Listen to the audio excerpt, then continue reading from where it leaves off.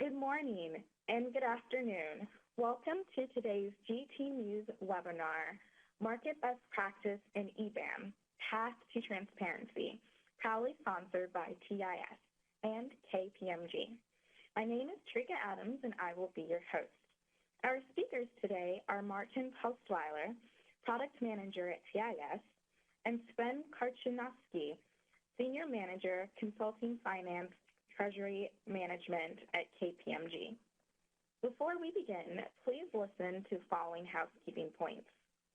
If you experience any technical difficulties, please type them into the Q&A panel located on the bottom right-hand corner of your screen.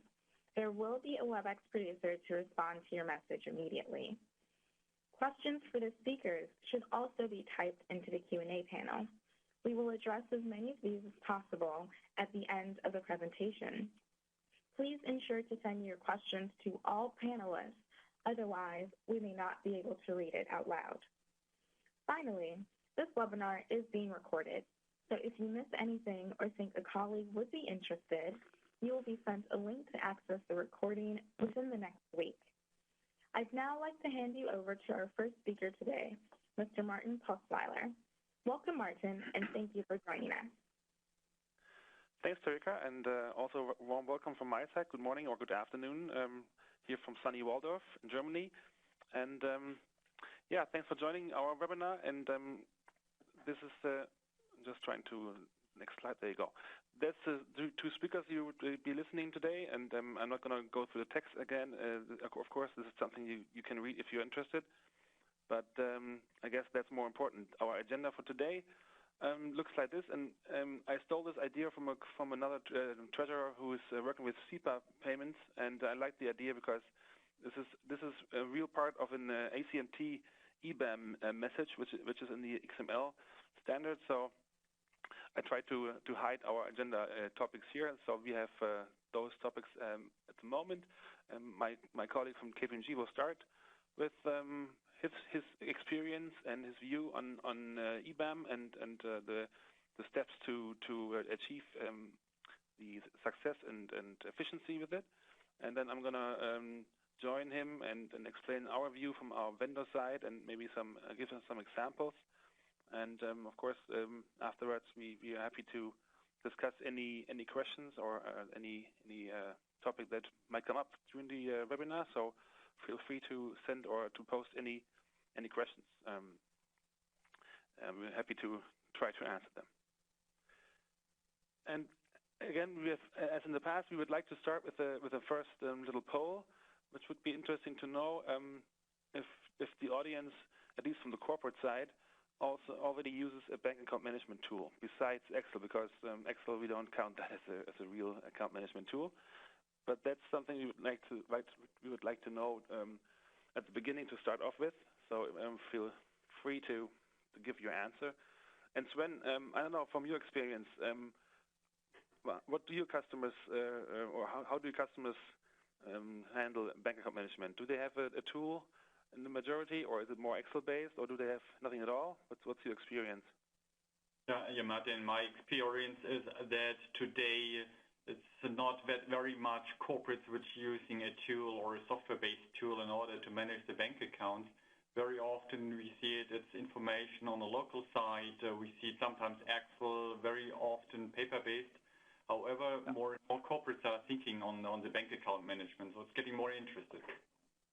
Yeah, it's also our experience, and that's also one reason for the webinar, to get the corporates and the bank side together and get the discussion running, because from our point of view, it has many advantages on both sides, but we'll come to that later. So I guess we are ready for the first poll, and I'm really curious to see what the answers are going to look like.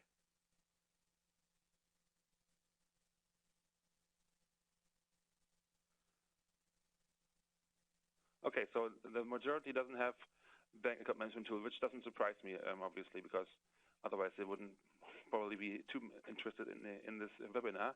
But this is good. I mean, that shows that there's some demand for that, and that's why I'm happy to go through the next slides. And this also more or less covers the the things I've found on the internet in the last days. I'm just trying to, there you go. Because there are also some polls and some quotes that are about eBAM, and the majority says that this is a nice standard, more or less, but now it has to get on the road and get running and convince banks and corporates to use the standard that's already in place. So that's so far for me for the start. I guess now it's time for Sven to present his view. I'm just going to pass the presenter rights to him. Just a moment. There you go. And I'll talk to you later. Yes, thank you, Martin. Good afternoon to everybody. My name is Sven Korchinowski. I'm working at KPMG, consulting the corporates and the banks on the cash management and payments. So, I'm quite happy today to talk to you in the eBAM. And as I just said, we see that eBAM is getting more and more relevant for the corporates. And I think the reason is quite easy, because today the corporates are faced to increasing complexity, and if you're a multinational, you have a lot of legal entities on the numbers of countries, and very often we see that there is missing transparency on the accounts the corporates do have, on the number of accounts, which are the signatories, for example, which has an authorization right. And as we know, this is not a static information, because the people come, the people leave, and the authorization rights sometimes are even in the books and at the banks.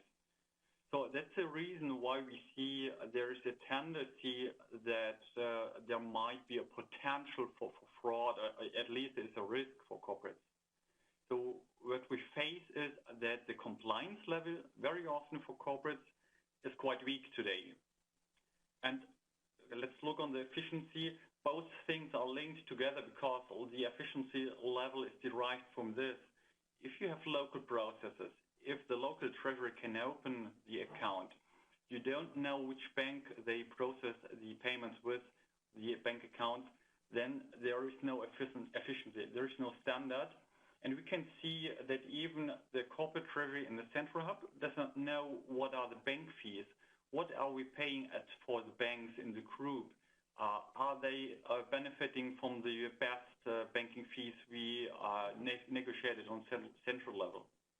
And when we go to transaction and the format, we see there is a bundle of inefficiencies, what leads the corporate as a result to think more, what can we do else? And is it a way maybe to centralize all the functionalities in order to get a better view on the higher efficiency and compliance level? Well, just look on the drivers. What are the drivers? We see three things. One is standardization, second, centralization, and third, automation. And well, when you look on the first, the processes are not standardized today, so the corporates are looking in order to streamline, to harmonize the process and the IT which is underlying. So the treasury systems, the e-banking applications, and the way how they want to send the payments to the bank. And Martin, you had a very good idea with the agenda. So we're talking about formats. In Europe, we have SEPA, we have the CGI initiative, and this allows the corporates to reduce the local formats, to get more standardization in their processing, and then to connect more easily the banks with the payment side of a corporate. On the other hand, when you have done this, then you ask as a corporate a question, shall we more centralize our processes? What does it mean for payments? And some corporates are thinking to make payments on a central basis, which is called a payment factory. And for sure, as every time in Treasury, you need a system, a cash management platform, in order to make such payments. Another point linked to this is bank account, and the bank relationship. And we see that the consolidation tendency on the corporate side is getting bigger and greater. So they want to have a central repository where all bank accounts and information linked to this are in. And for sure, when you have done this, then your process is getting paperless. Your process is getting more automated, and you will have the trend to the straight-through processing. Well, let's come back to the current state today. As we said, the level is quite weak. What should the corporate do in order to achieve more transparency? First of all, what we see corporates doing is they want to get an overview on the accounts. So they ask the local treasurers, the local accountants to provide information on the banks they do payments with, on the bank accounts, on the bank systems or e-banking applications, and all the type of formats they use in order to make such payments and bank accounts. On the other hand, this is quickly linked to standardization, because if they look on the process side, how local treasurers are responsible to deal with bank account management, it's quite different in the whole group. And it's very manual, it's very error-prone. And so what corporates are doing in this phase is to pick up, to analyze how they work, and then to link it to all the side of the system, application, and the processes. And as a result, and as a first step, you had the overview, what is the group situation, and you can work with. You have the overview on the format, on the systems and accounts. And this is the first step which allows you to more centralize your bank account management and to look where's a room for improvement, where's room for standardization. I will give you now a little example on how corporates deal with the bank strategy and the bank account numbers. So in the past, in the last decade, we have seen a tendency to reduce, to rationalize the bank accounts. So corporates often had one bank account in a country or even one bank in a region. And they wanted to reduce the complexity. They wanted to reduce, for sure, the fees and have a better and more efficient the cash management. Because if there's a format change, then they do it once with one bank. However, the downside is you get more and more dependent from Dutch banks. And as we all know, since 2008, a bank can go bankrupt. So in the last few years, we see a second group of corporates, a group of corporates thinking more on a fallback scenario.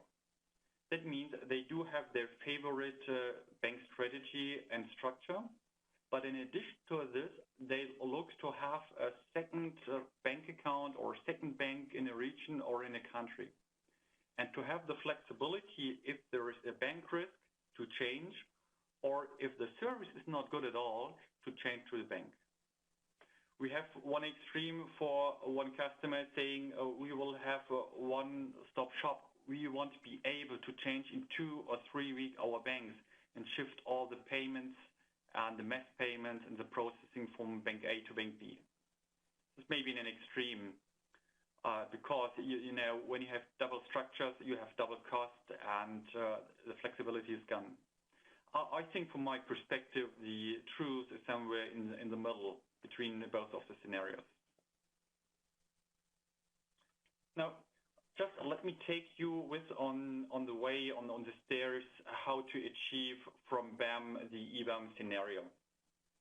So what corporates do is to think first on the strategy, on the bank account policy. So to set the framework, to create a database, to create a repository where you all input the information you have today, the accounts, the signatories, the account features, the mandates, the points which are linked to bank accounts such as credit lines or cash pooling structures, etc. So then the corporate has the overview. And as a third step, they try to change the internal processes. That means how a corporate treasury on the local side should proceed when he wants a new account.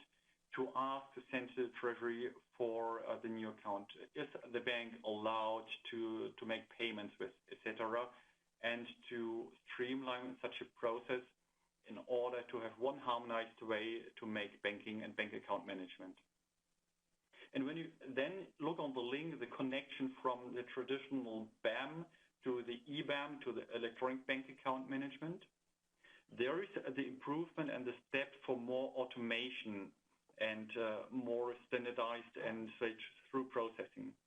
That means, and Martin will tell you more in detail, that means we're looking on the electronic processing of all the steps you have in the account opening and closing processes, if there are any amendments or other exchange of message types.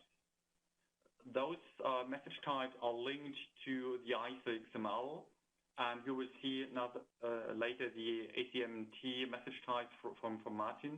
But this is a way to really streamline the process, to make it end-to-end, and to have less manual intervention. Now I would like to hand over to Martin. He will show you more in the detail from the TIS side and the technical side now. Perfect. Thank you, Sven. And thanks for the theory and the foundation for this webinar. And I'd like to add something from our view, something our customers told us, and something we have experienced. And let's see if that works. Perfect. Before we start, of course, I have to show you something or tell you something about TIS, because I guess not everybody in the audience knows us. You might know our big other company here in Walldorf in Germany, SAP, and that's also where three founders came from before they started the company. They have all long-standing experience within SAP and other corporations, and that's the three and the four guys now in the management. They drive this company in the fifth year now, and we are the leading cloud platform if it comes to the payments and liquidity side, and also the bank relations. But I'll show you a little later what exactly this means. And we see ourselves as a company with a solution for actually basically every company, every mid-size and especially blue chip company that's around. And our customer base shows that exactly. We have customers as small as with a few bank accounts, but also three DAX corporations are in our customer base. So this is something that we tend to do, that our services can be used in any size company. So, and of course, as we are a cloud platform, the security is of course the most important thing. And we are ISO 27001 certified, which is supposed to be the highest standard in the cloud business at the moment. And the main thing about the cloud platform is that you save your IT costs, and you don't need a big IT project to implement a solution if it's software as a service. That's, I guess, the biggest advantage. And then, of course, if you have ERP, a multi-ERP integration, and it also means that you are totally independent from your ERP landscape. This is also something that might help with the BAM solution I'll show you later on. And from our experience, just to give you a small feeling, the savings and the immediate cost savings with our solution in both the payment sector as well as in the bank account management, that they go up to 1 or even 2 million, depending, of course, on the size of the company and the scope. So far for this, and our product. I mean, I won't go into much detail into everything, but you can read it afterwards if you want. But today, of course, the most important thing is the bank account manager, and this is also the basis if you want to use our platform for the transaction side. Of course, you have to have the data, the master data stored in the same system to have a streamlined process. So the idea is to have a central repository, a central, we call it a single source of truth for all bank account related data and information, and especially if it comes to the rights and the signatories and the power of attorneys for these bank accounts. Normally they are internationally and they're decentralized sometimes. So of course you need to know what's going on that area. Okay, and also one thing that is really nice to combine with the BAM is the bank fee manager, because if you have the data in your system, you can easily check it with the invoices you're receiving from your banks, if they are able to send them in an XML or Excel format. But that's also a nice combination that comes with that. But that's not the topic. Let's stay with BAM for today. And I guess Sven also already mentioned it. I guess this is how it looks at many of the audience's treasury system, treasury landscape. Sorry.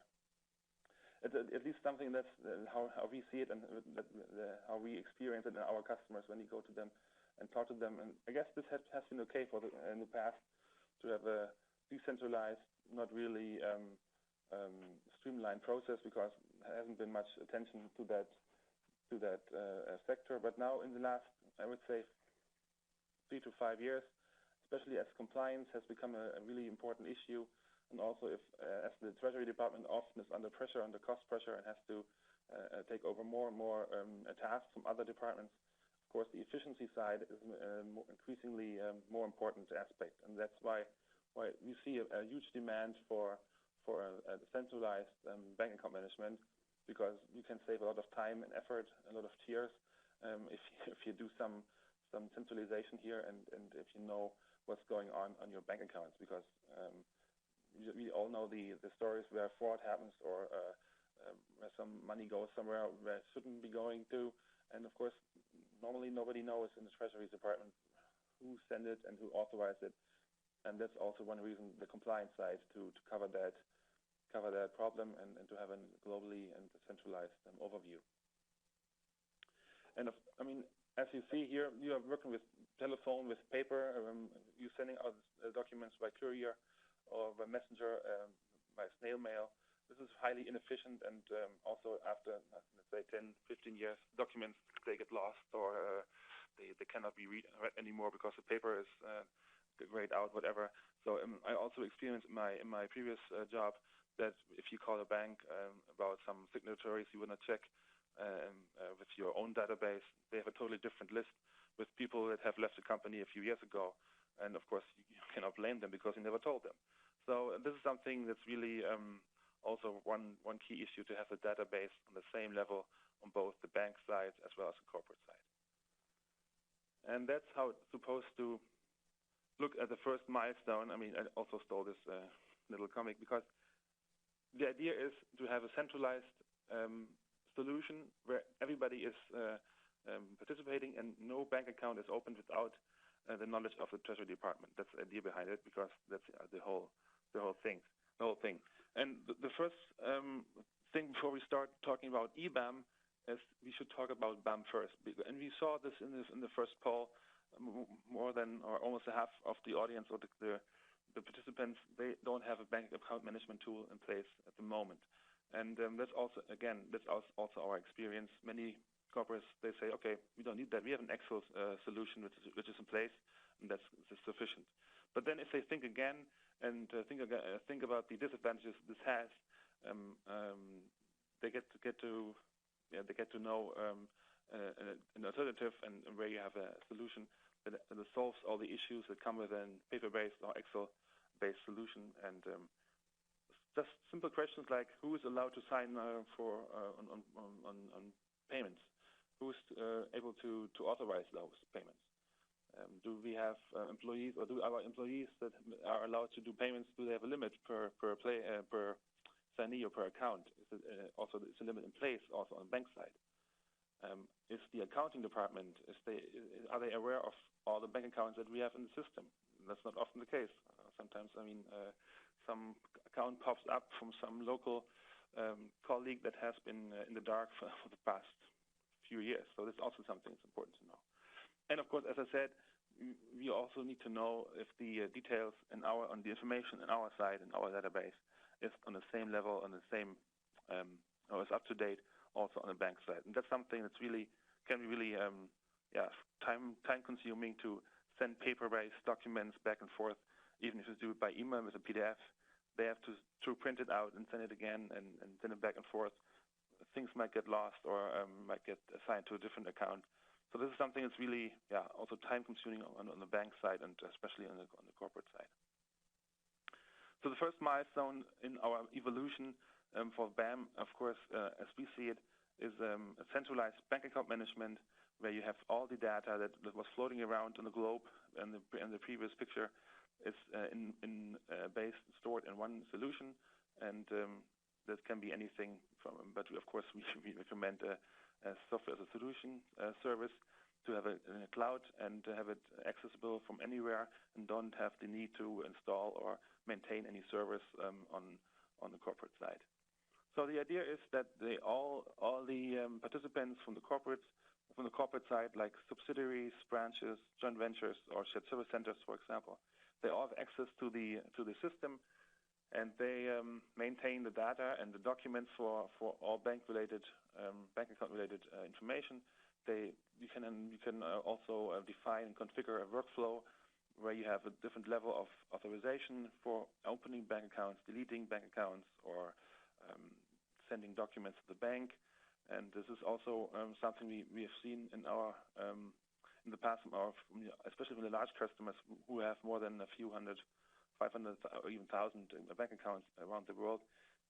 If you are able to have an inventory process that you can start at the push of the button and say, okay, please show me in the system, or reset all the account statuses to 0, and every subsidiary, every branch, every local manager has to confirm that the account data in the database is correct and up to date. And he can sign off by clicking on the button, and then you have, within the time frame you can set yourself, you get the information from all your subsidiaries, from all your branches worldwide, the information that the bank account data in the system is up to date and is correct. All signers, for example, are still in the company and haven't left the company. So this is something that is really easy and fast to do within a few days, to receive a total view and a complete overview about your bank's account situation. And that leads, of course, also to something that the audit colleagues would like. They get a trail of all actions that happened in a certain bank account or at all bank accounts. For example, who changed the signing documents, who opened a new sub-account, and things like that. You're all getting a log file and a history file of all actions that happened according to that bank account.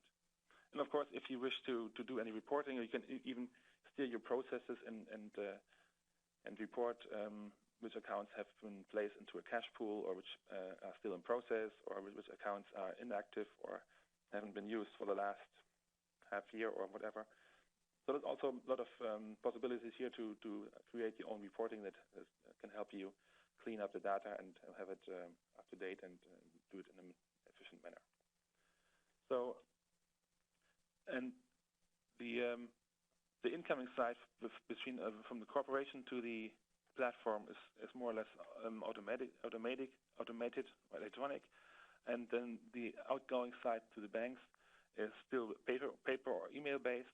But what you can do is you can generate documents, serial letters from the system, where you automatically fill in all the details you need, like addresses, like signees, bank names of the persons you would like to remove from the list, and so on. So this also makes it much easier to communicate with the bank, even though it's still paper-based or email PDF-based at this stage. So this is our, as we see, our prerequisite for the eBAM, to have a bank account management first, because otherwise it doesn't make sense to go for eBAM. And with that, with this first milestone, you get, of course, as we said, a complete overview about your landscape worldwide. You are meeting compliance and regulatory issues. Also, things like FBA in the US have become quite important, where you have to report a certain signees or certain amount of some kind of information regarding your authorities to the authorities. And again, the efficiency is much higher because you don't have to run around with messengers and couriers to the bank. You can send it by email or print out the documents at once and send them, and don't have to go around to the offices and countries to collect them all by internal mail, whatever. So this is much more efficient, even though it's not really the eBAM yet, but this is the first stage as we see it at the moment. And then if we, of course, go to our path to transparency and efficiency, if you go a step further, of course, this is the goal, to have an eBAM in place, an electronic bank account management, and we can even add 2 E to the BAM at this stage, because not only that the communication with the bank is electronic, it's an XML-based communication, as you see in the bottom here, but also you are able to integrate the database into your ERP systems. So this is quite an advantage, because then you don't have to maintain two different systems simultaneously, because now you have one leading database, which can be either the ERP system or the platform. But then once a day or once a week, once a month, whatever, you can synchronize the data and have everything up to date and have everything on the same level of information regarding the bank account side.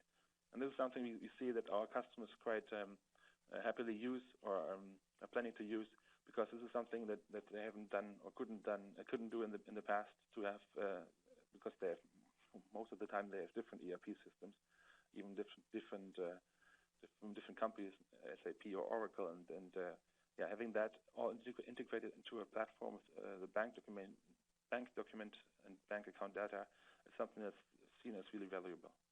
So, and then those two E added to the BAM make a real eBAM, because then we have the 15 XML messages that have been developed by Swift a few years ago.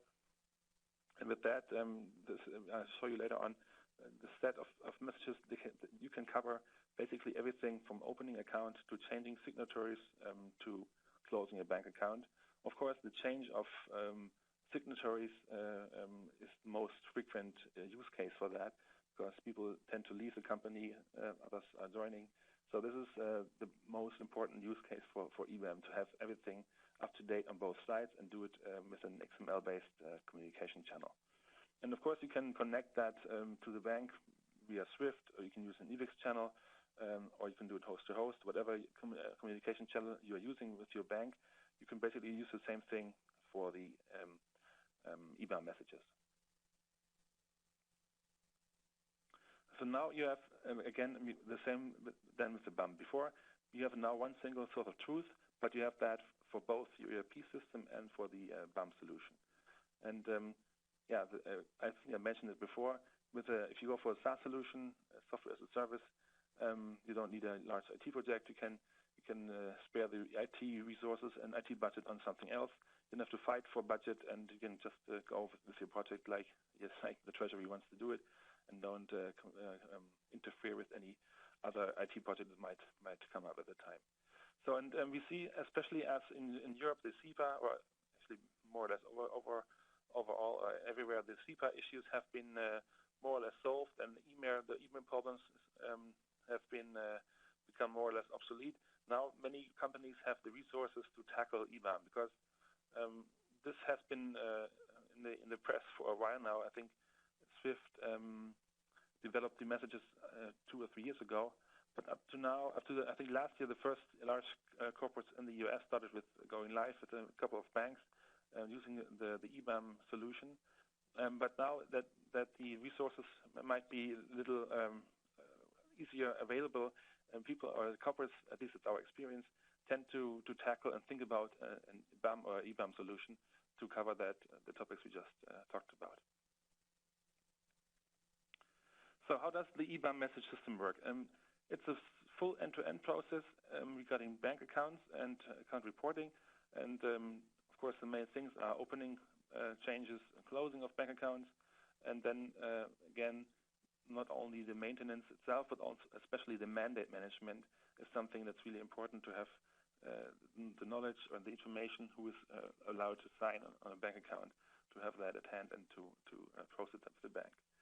And this is basically, you can also request some reporting from the bank with that set of messages. And I have put them here. I mean, this is not really easy to read, but just to give you an example, this is a set of messages that's in place. That's something that has been used for the last 2 or 3 years now for some corporates and some banks. And this is something that's understood. It's specified in a clear and easy, more or less easy way. And so this is the standard now that can be used to do all bank account related processes between the corporate and the bank.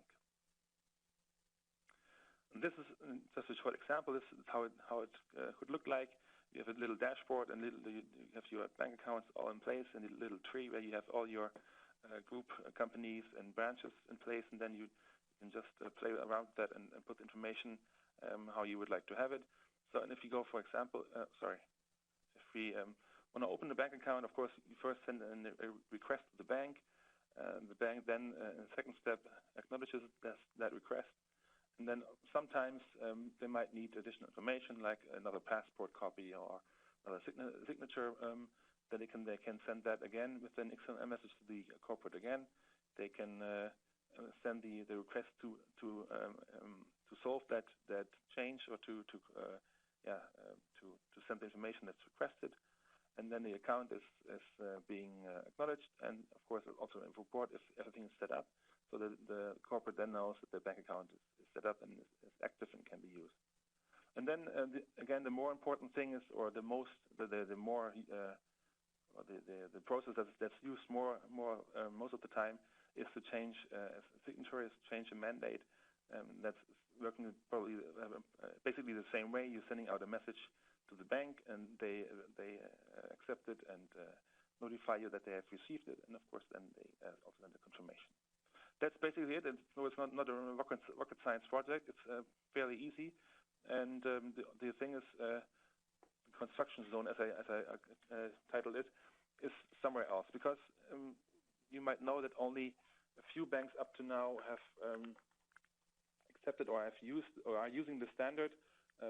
I have talked to and have written to I think 10 or 12 big banks to ask them if I can mention them in this webinar. I haven't contacted every bank, of course, and I haven't received an answer from everything. Was quite short notice. But the big European and the big U.S. banks like Citibank, JP Morgan, Bank of America, they are already live with some customers. Deutsche Bank is currently in a pilot phase with two customers here in Europe.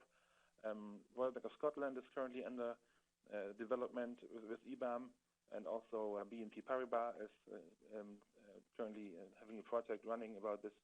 So this shows that the project also has picked up some pace on the bank side, because of course they also see the benefits from that, and they know that's also worthwhile an investment to shape up the processes internally and with the customer to make it more efficient.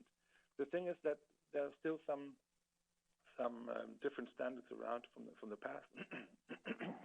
Sorry, like you can imagine that there have been some messages in the past in place, but now with the set of standardized messages, it's easy to adopt that, and that's of course one thing that I can also only recommend to the corporate side, to convince the banks and talk to them and ask for eBAM adoption, and to be able to process those eBAM messages back and forth. And then also there needs to be a discussion if the bank should use its own solution, if it has one, or should go to a multi-bank solution. Of course, we prefer a multi-bank solution, because we see it much easier than having a few solutions running for different banks. But that's something that needs to be discussed. That's something the corporate has to think about, what he prefers and what he wants to do with that. And that's of course one requirement. And the most important thing, and that's something that will take a while to be solved worldwide, we have to take care and discuss local and legal requirements that still exist around the world for opening bank accounts. But at least we have now the set of standardized messages, and we have to we can work with and start with in a few and some big countries. But this has to be rolled out and lobbied and on local level to make it easier for corporates and banks to open and change bank accounts. As I guess you know, in some countries it can be quite painful and time-consuming to open a bank account. But again, this is something that should be done, and at least also shouldn't stop you from moving on, because if you just sit back and wait till everything is running worldwide, you can wait till your retirement, I guess. So this needs to be, at least from our point of view, needs to be done now, and we have to start working on that and get the thing running. And I found this quote on the internet. I don't know if you know this guy, but he said, the greater the obstacle, the more glory in overcoming it. And I think this is quite nice for our eBAM topic because there are some obstacles. We have to face that. Otherwise, it would be unrealistic and naive. But, of course, it's always nice if you overcome them and you know you have solved and achieved something. And so this is something that also should motivate you, even though it can be frustrating at times if you go in some small countries and talk about eBAM. But still, after you've done it and after you've achieved something, it feels good and it's nice, and you know that you have done something good for your company and improved your work and made your life easier. I don't know if you know this guy. I didn't before, but this is Molière. I don't know the English title of his most famous book. I think it's something about somebody who thinks he's sick, but he isn't. I have to think about the title in English. But again, this is just one side of the story. And I guess now it's time before you fall asleep to do a second survey, a second poll. And after now you've heard the theory and the practicals part of eBAM, we would like to know what you think and what you would like or what you need from your point of view spontaneously now, maybe to use eBAM in your corporation and your organization on the bank side as well. And also this is something, of course, even banks are thinking about buying a solution sometimes or using their own. So this is a nice topic that's, at least for vendor side, is perfect because you can sell it to banks and corporates.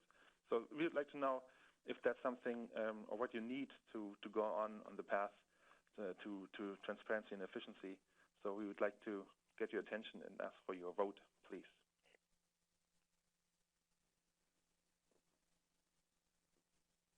So what do you think, Sven? How many percentages or how many people would say that eBAM is not an option at the moment? Below 10% or above 10%? A good question. I don't want to intervene. No, I'm just kidding. I think we will have some respondents saying it's not an option. However, I think that this is not the reason why they are not convinced, because maybe the other point, they need the approval internally and to convince internal stakeholders. I think this could be one of the main reasons. Yeah, I guess the same thing, because we hear that from many corporates that say, okay, we have other projects running at the moment that are more important, like SEPA or EMIR in the past.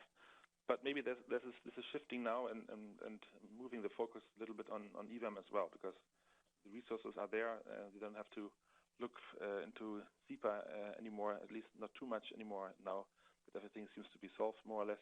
So I guess, yeah, that's also something I expect. So I'm curious to see what the audience says. I think the time is up.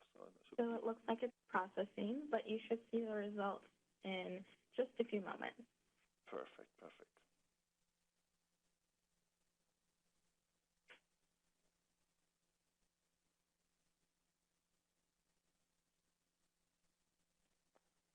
And there they are. Well, then the 10% guess wasn't too bad, eh? Yeah. Okay, well, interesting to see. So that both the banks and the providers need to get their homework done, as it seems, and also the management attention is quite important, with 1/3 more or less. Interesting. Good. Thank you to the audience. Interesting. When do you interpret, and you named 5 to 6 banks already offering eBAM or being in the pilot. So I think that's one of the main things, and the graph is showing it. Yeah, that's true. Yeah. So this is all, again, you can only motivate the corporate side to talk to the banks and convince them. And I mean, why should you pay for a process that's paper-based if there's a solution to do it more efficiently and cheaper in the end? So in the end of the day, the corporate has to pay everything for the bank, of course, because they are the provider. And why not convince them to do it more efficiently? So yeah, I guess that's the key message for the eBAM topic, to have more banks running and joining the process. Okay, let's try the next slide.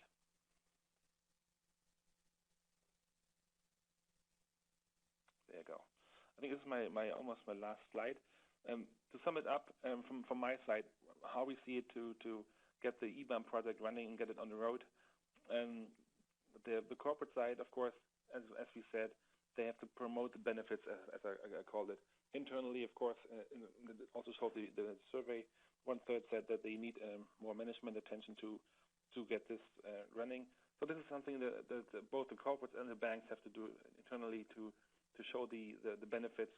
And of course, they are on the cost side with a better process, but also especially on the compliance side. And that's something that's sometimes not easy to measure in euros or in dollars.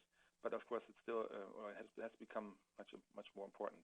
And we always recommend our corporates, our customers, to prevent fraud and not wait until it happens and then have unlimited budget to fix it, but have a bad press and all the lawyers running around and checking everything. This is something that can be prevented quite easily, but of course you have to invest a little bit, and that's the same on the bank side, I guess. And then before you think about or start thinking about eBAM, of course, you have to clean up your own data, internally collect everything. This has shown many corporates has quite some impact and quite some, we call it in Germany, aha effect. So you are surprised what you see sometimes if you collect all the data globally from all the group companies. And then the first step, as we said, to install or use a centralized solution for bank account management, and that would be the requirement to do the eBAM solution. And then, of course, we have to talk to your banks and to your vendors and to get them all on one table and get eBAM success. So on the bank side, it's more or less is pretty much the same. Clean up bank account data, of course, is more cleaning up bank back-end systems. And we have talked to quite a few banks, and they have also said that they have globally many different back-end systems running.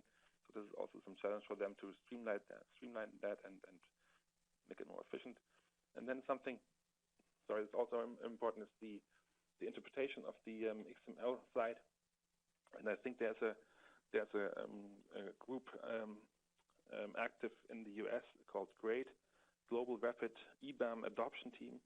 And some banks and some vendors are involved there, and they are trying to force that and to convince and motivate the banks to interpret the standardized messages in the same way to make it multi-bank usable on a larger scale for more and more banks. So this is something that's currently underway, and we would be happy to have more banks and vendors joining that process, of course. And as the bank as well should talk to the customers to learn from them what they really need, and to the vendors to maybe join them or work together with a solution for the mutual customers. And in the end, that's our goal. The efficiency is the main aspect. The transparency that comes with that, or that the efficiency results from the transparency about your bank account situation. So that's something that's the ultimate goal at this site. Okay, that's so far from me. I guess I'm a little bit over my time, but now it's Sven's part again to sum up and give some outlook about what to do next and what's the next stage. Yeah, thank you, Martin, for this. What you've seen is that if you set up an eBAM, that there's a lot of value add to do so. So I think one of the main issues is that you will significantly increase the time you can do for other things, and you will reduce the time for opening accounts, for processing requests from local entities, and all the time you have to spend on the request and the activities which are linked to account management activities. Now, I think this is combined with manual entry data, which will be reduced too. And this, on the other hand, is a very good thing in order to lower fraud risk or potential fraud risk. And Martin, as you just said, it's always difficult to sell compliance projects internally. However, I think it's worthwhile to think on it. And we have many discussions with corporates and even auditors and in internal control. And I think there's a shift on thinking about this issue. And at the end, you will have received straight-through processing. That means that all your processes are on an end-to-end basis. They are automated, And this is a higher level of compliance which you get, and at the end the auditors would require from you. There's another thing that when you have written it down as real-time balances, when you have in real time in an online status all the information you might need, and you can trace it, you can check it, and you have all the information with, for example, on account status, activity alerts, or some requests from a local entities pending, and you have it centrally and you have it real time. And I think there's a real value add in having that information on your site. And to close with it, finally, you will at the end increase the understanding of the bank counterparty risk you have in your exposure, because you have the transparency. And you have it not only for Germany or for your country we're sitting in, you have it for the whole group in the whole company and worldwide. I think it's one of the main benefits you will get with eBAM. To close our presentation, I would like to give you a little outlook. So today with eBAM, you've reached a quite good level with transparency on the bank accounts. And this, in my opinion, is a very good step in order to get more centralized and to make centralized processes and payments. A next step, and in order to reach the next level, could be that the corporate centralizes also the payments and the payment processing, and this is supported by a cash platform, and we call it a payment factory. However, this is for tomorrow. Today, we would like to leave you with the electronic bank account management and would like to invite you now to put your questions and open the Q&A session. Thank you. Wonderful. Thank you so much, Martin and Sven, for your highly insightful presentation. We do have a few minutes for questions. So if there's anything else that you would like to know, please go ahead and type that into the chat panel, or excuse me, the Q&A panel. One question that we did receive earlier, Martin and Sven, is how many banks have processed live eBAM transactions?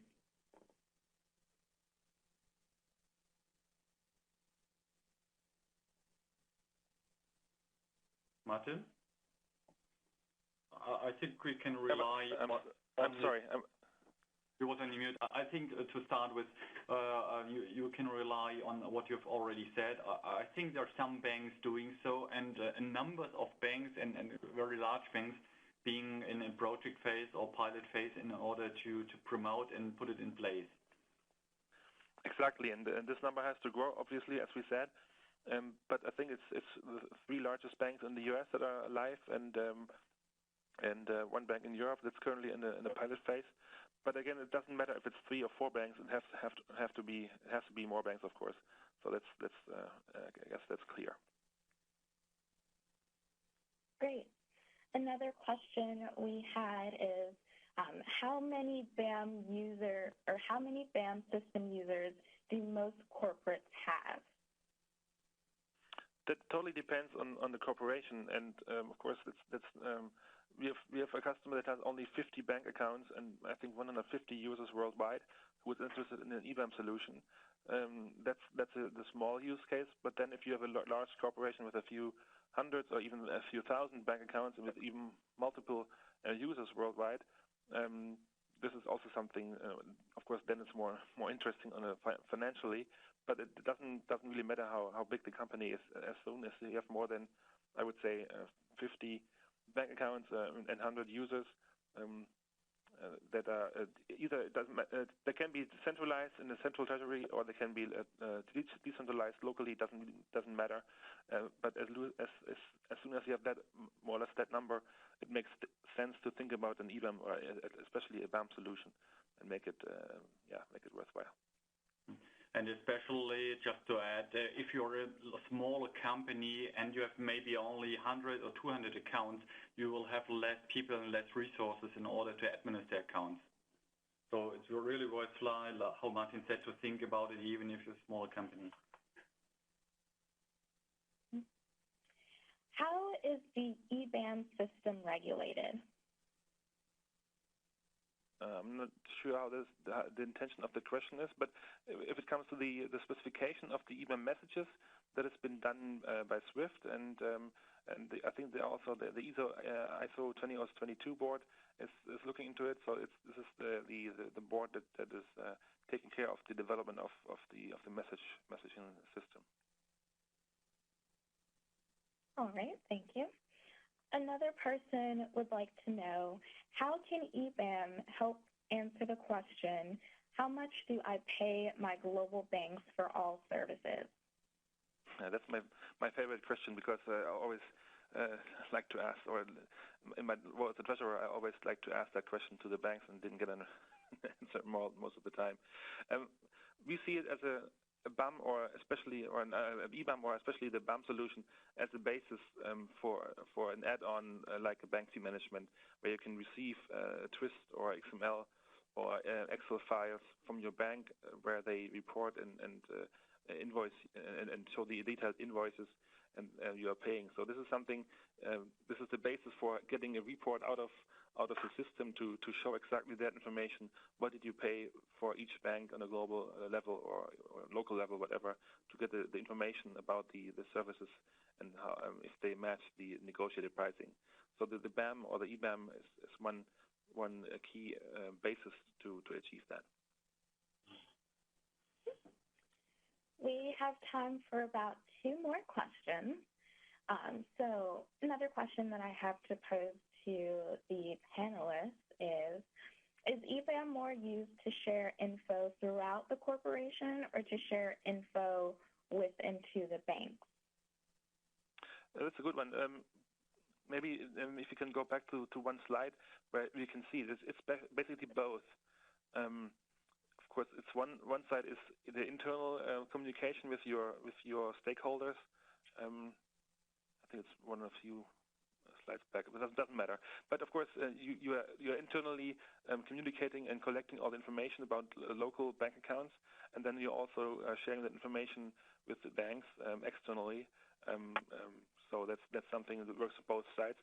Of course, the eBAM only is done for the bank-related side. The internal communication works with workflows within the platform.